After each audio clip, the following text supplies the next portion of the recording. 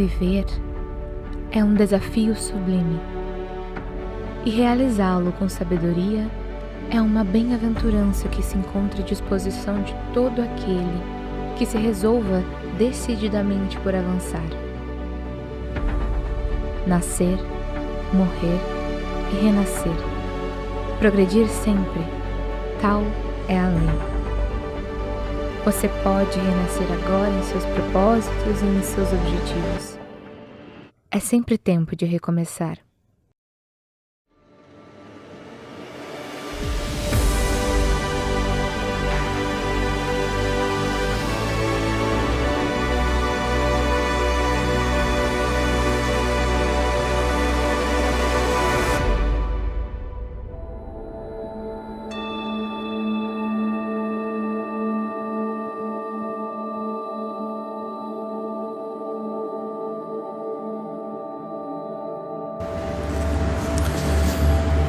Queridos irmãos encarnados e desencarnados, boa tarde. É muito bom estarmos de volta nessa casa abençoada da nossa querida Alvorada, cidade da região metropolitana, que nem Guaíba, onde nós moramos.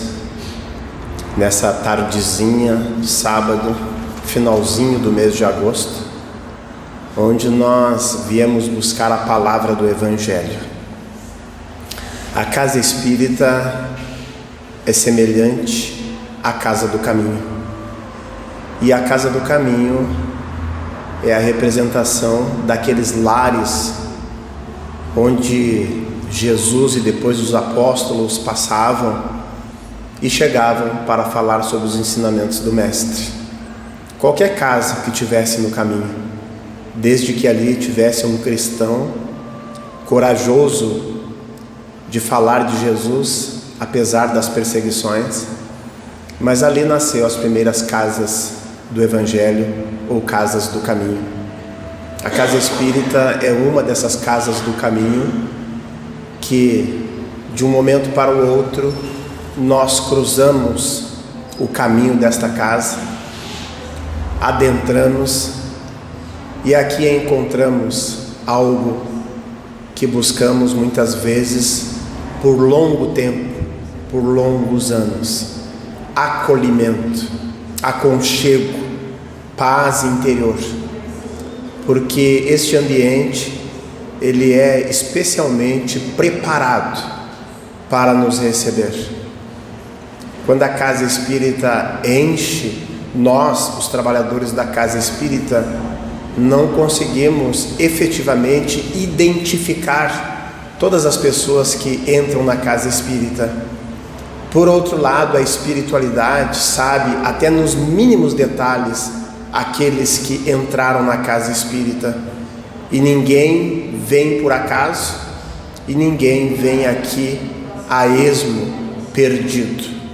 Nós estamos no lugar certo, na hora certa, no momento adequado da nossa vida, para que o nosso anjo de guarda possa nos alertar, nos orientar, nos encorajar de enfrentar os desafios da nossa jornada existencial. Nós, espíritas, já sabemos que não estamos na Terra a passeio. A Terra é uma escola abençoada e nós somos alunos em aprendizado. Mas a Terra também é um hospital, onde todos somos enfermos e estamos em tratamento. A Terra é também uma colônia, tipo uma colônia penal, uma espécie de penitenciária, mas não aquela penitenciária que tem que trancafiar criminosos e hediondos, mas aqueles infratores da lei, que muitas vezes se atrapalharam e precisam de corrigenda. E o melhor lugar para isso é uma colônia, onde a gente vai trabalhar e ao mesmo tempo receber o ônus dos nossos equívocos do passado. Mas a Terra é também um lar abençoado, onde nós somos acolhidos quando nascemos em mais uma oportunidade de evolução, de crescimento, de educação. E quando a gente olha o planeta Terra como um lar, se destaca a coisa mais importante de nossas vidas, chama-se família.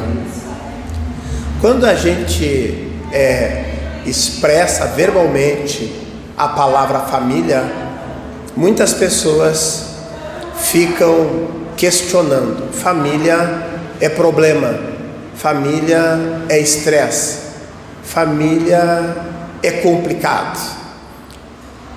Dificilmente vamos encontrar alguém que nunca disse esta frase: a minha família é complicada.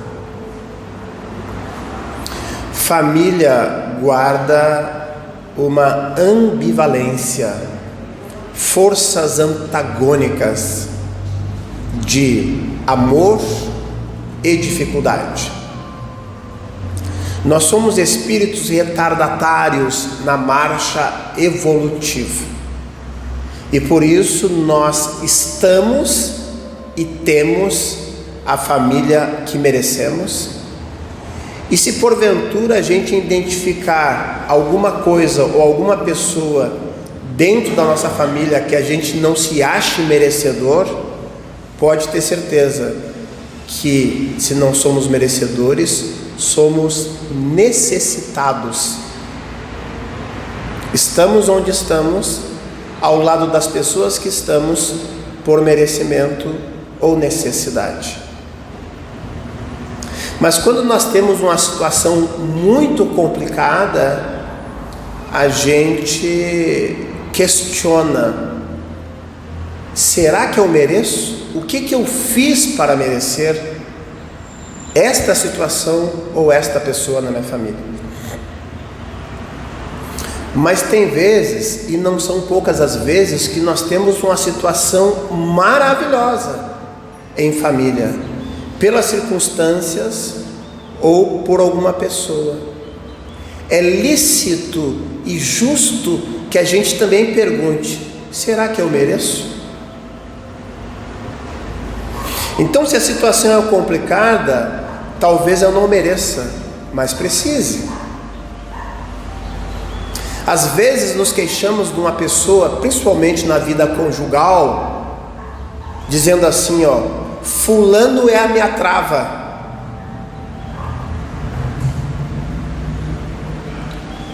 E aí nós pensamos num carro em funcionamento, e aqui nós estamos geograficamente num ponto alto da cidade, que a gente tem que ter cuidado para subir e para descer essa lomba de carro. Imagina um carro sem freio, um carro sem trava.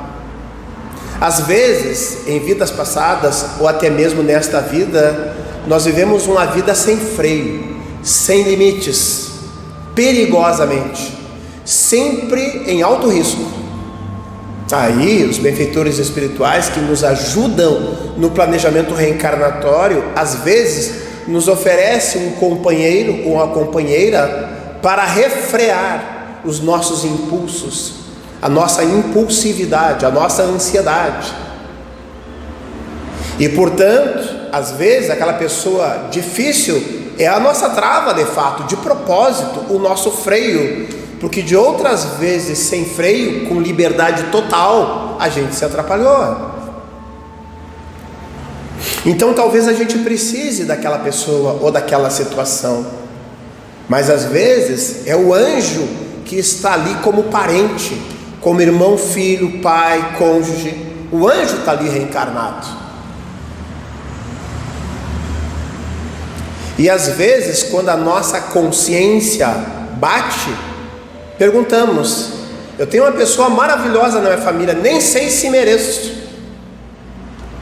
E talvez até a gente não mereça, mas precisa. Por quê? Porque às vezes a luta é árdua, a carga é pesada, e a empreitada é difícil, mas a gente consegue porque tem um anjo junto para encarar. Mas se porventura a gente não sabe se merece ou se precisa do anjo, tem um consolo de esclarecimento. Até este exato momento, a gente pode ter dúvida se merece ou não o anjo que está na nossa família, mas a partir desse momento tem uma dinâmica fácil de resolver isso. É, a partir de agora, fazer por merecer. Tudo que a gente ganha de benefício, não precisamos questionar se a gente merece ou não. É fazer jus do benefício, saber compartilhar dos benefícios com aqueles que nos cercam e fazer por merecer o benefício. No Evangelho segundo o Espiritismo, a terceira obra da codificação kardeciana, nós vamos encontrar no capítulo 14, honrai o vosso pai, honrai a vossa mãe. Dentro desse capítulo, Kardec trouxe a reflexão e os ensinamentos sobre os laços de família. E então, numa abordagem espírita, nós vamos estudar que dentro da família podem existir dois tipos de vínculos entre aquelas pessoas que compõem a família.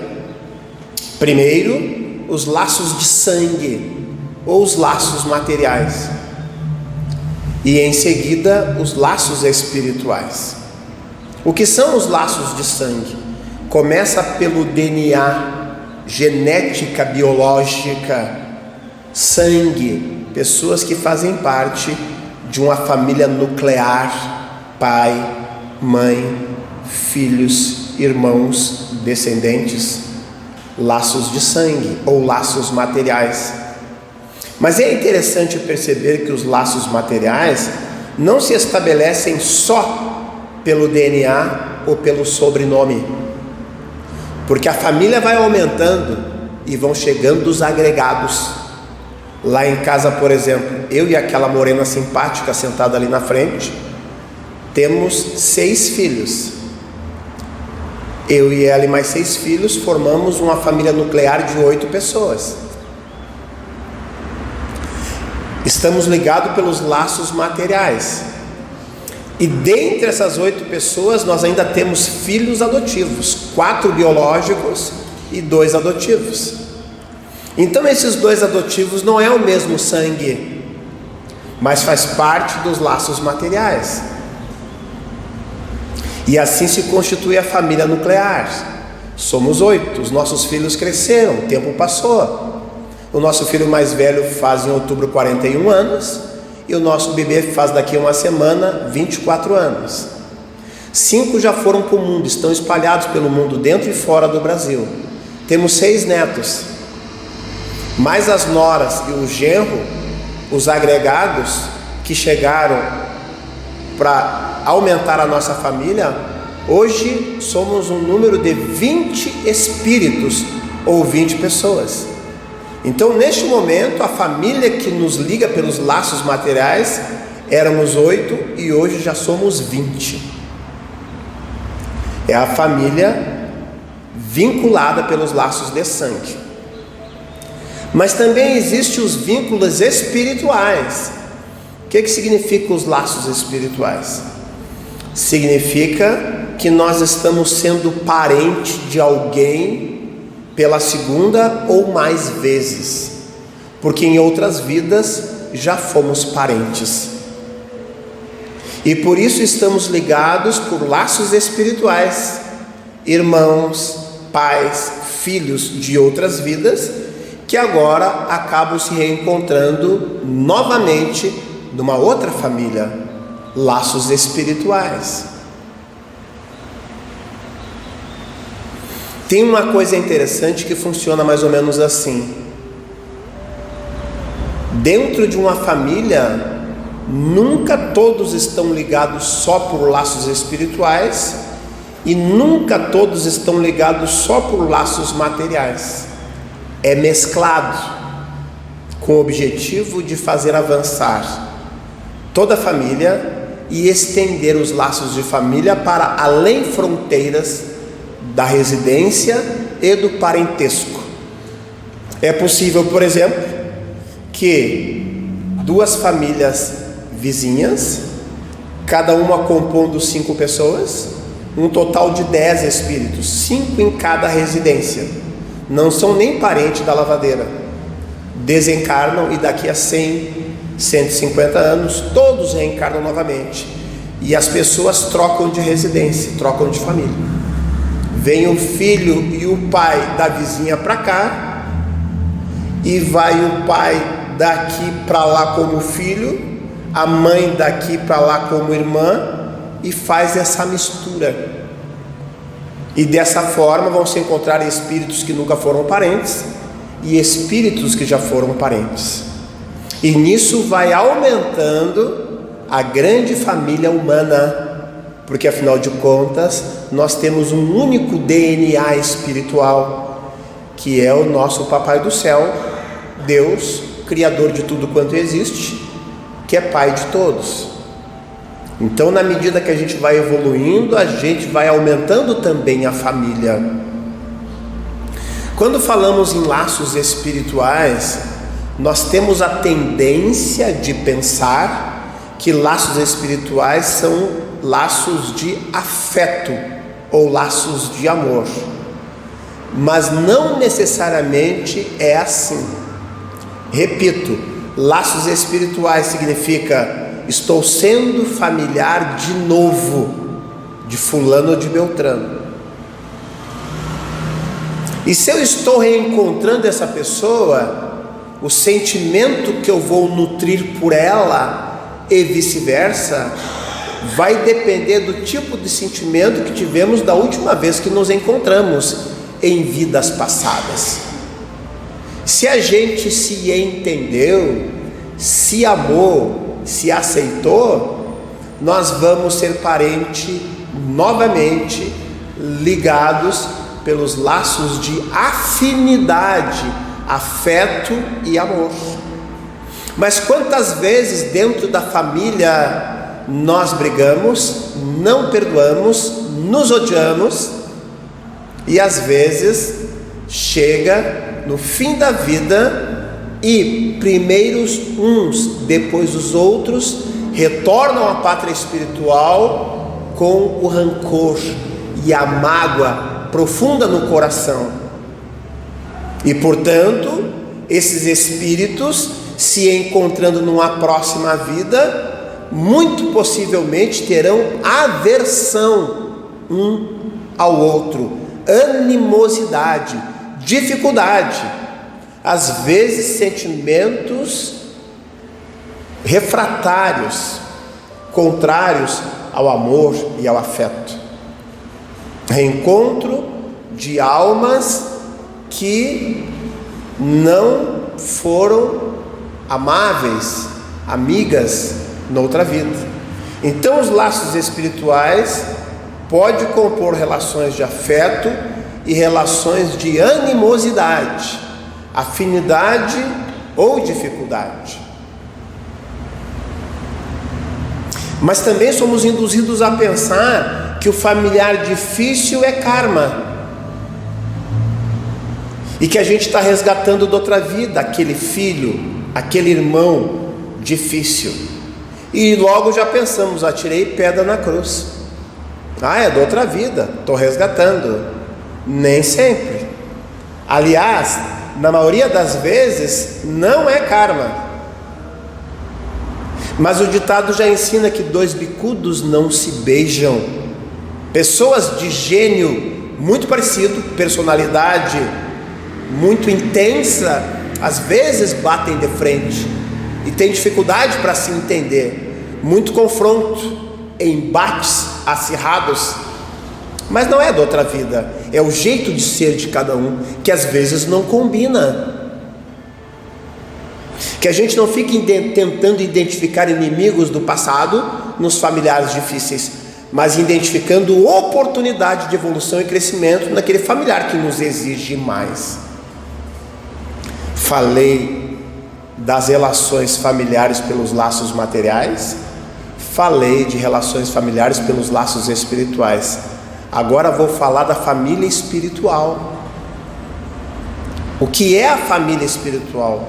Nós temos uma família espiritual. Onde está a nossa família espiritual? A nossa família espiritual dificilmente consegue reunir todos os membros ao mesmo tempo.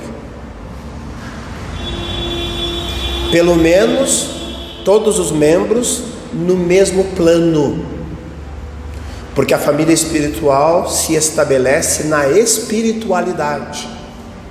Todos nós temos uma família espiritual na espiritualidade. E essa família é constituída de pai, mãe, filhos e irmãos, inclusive com residência e endereço. E digo mais, em alguns casos é possível até a aquisição da casa própria na espiritualidade. E o valor é 3.000 bônus horas de bons serviços espirituais prestados, e o espírito tem direito a uma casa própria na espiritualidade. Reencarna, fica anos aqui e pode reivindicar o acolhimento de espíritos familiares para residirem na residência espiritual enquanto estão desencarnados. A vida no plano físico é uma cópia imperfeita da vida no plano espiritual. Lá tem fábricas, roupas, alimentação, ministérios e famílias constituídas. Mas tem dois fenômenos muito importantes que tem aqui e não tem lá: morte e gestação. A morte e a gravidez são fenômenos eminentemente biológicos do plano físico. Embora no plano espiritual os espíritos também têm corpos. E o corpo espiritual não é uma nuvem, uma fumaça, não, é um corpo com plasticidade, muito mais flexível que o nosso, mas é corpo, com cabeça, tronco, membros, órgãos, células. Não gratuitamente, até enfermidades eles acusam, e a gente sabe disso em especial pelas obras e nas nossas atividades mediúnicas. Então a gente tem esse benefício de alívio da carga exigida pela reencarnação, e quando a gente desencarna depois de cumprir o protocolo das perturbações espirituais de cada um, inclusive com passaporte livre, gratuito, numa passagem pelo umbral, pela grande maioria, e depois desse período passado, nós podemos ter o acolhimento na nossa família espiritual, numa colônia na psicosfera da Terra. E a vida é muito boa na família espiritual. Enquanto aqui as famílias se reúnem por necessidade, lá as famílias se reúnem por afinidade. Todos se entendem na família espiritual. E é quase uma espécie de felicidade na família espiritual. Só não é felicidade que não é para sempre. E por que não é para sempre? Porque todos os integrantes daquela família espiritual ainda têm a característica da erraticidade. O que isso quer dizer? Que nesses planos na volta da Terra, ninguém consegue ascender a planos mais elevados sem voltar aqui antes, para dar seguimento à sua evolução. E quem ainda tem que voltar aqui está classificado como espírito errante, portanto no estado de erraticidade. Então essa felicidade razoável que se tem na família espiritual, tem momentos que ela é interrompida porque a gente tem que reencarnar. Mas os nossos familiares espirituais ficam torcendo pela gente, para a gente acertar a caminhada aqui. E quando somos merecedores, estamos em harmonia, é possível que durante o sono da noite a gente saia do corpo e vá ao encontro da família espiritual, na espiritualidade. E quando um ente querido da família espiritual tem que reencarnar, os outros ficam muito consternados, porque sabem que aqui o bicho vai pegar. E lá não tem criminalidade, não tem inflação, não tem eleições políticas no nível que temos aqui. A vida lá é mais light. E olha uma coisa interessante e quase curiosa: quando a gente tem um comportamento bom durante a nossa reencarnação aqui na Terra, de 50, 70, 90 anos, e a gente desencarna com uma ficha de desempenho boa, exemplar, a gente ganha como prêmio permanecer mais tempo com a família espiritual, para depois voltar à Terra. E numa perspectiva materialista, nós que somos atrasados, nós somos seduzidos a pensar que o nosso interesse seria outro, do tipo, quanto mais eu me comportar no plano espiritual, quando eu reencarnar aqui, eu vou ficar mais tempo aqui. Mas é o contrário, se comporta direitinho aqui, fica mais tempo lá. A gente só consegue ter essa perspectiva quando olhamos a coisa como espíritos imortais que somos. Nós já estamos encaminhando o encerramento das nossas reflexões em torno do Evangelho e da família espiritual na tarde de hoje, mas eu vou contar uma historinha rápida e divulgar o meu 6º livro, que nada mais é do que a minha história de vida, a minha autobiografia. O nome do livro é A Caminho da Sapiência, uma jornada de 60 anos.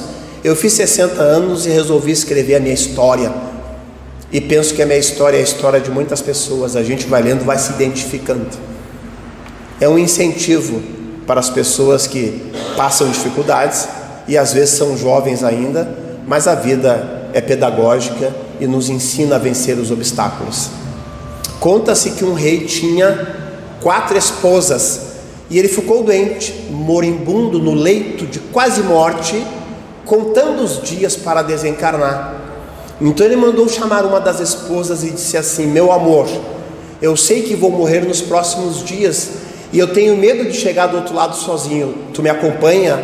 E a esposa falou assim: eu te amo demais, mas infelizmente só posso ir contigo até o cemitério, no velório, de lá tu vai ter que seguir sozinho, eu fico.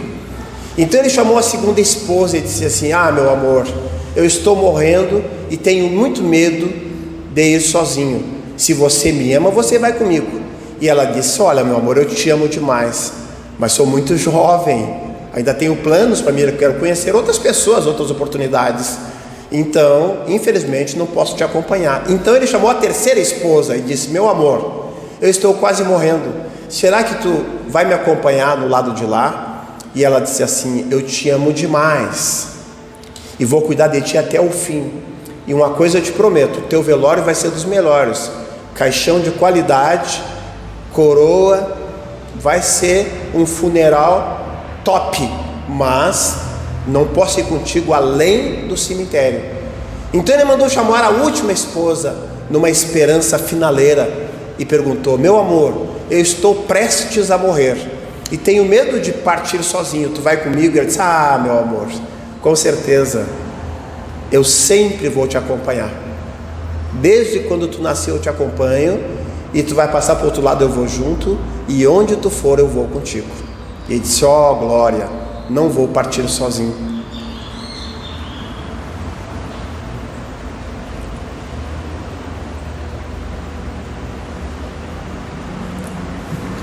Na verdade, meus queridos irmãos, o rei representa cada um de nós, e todos nós temos 4 esposas.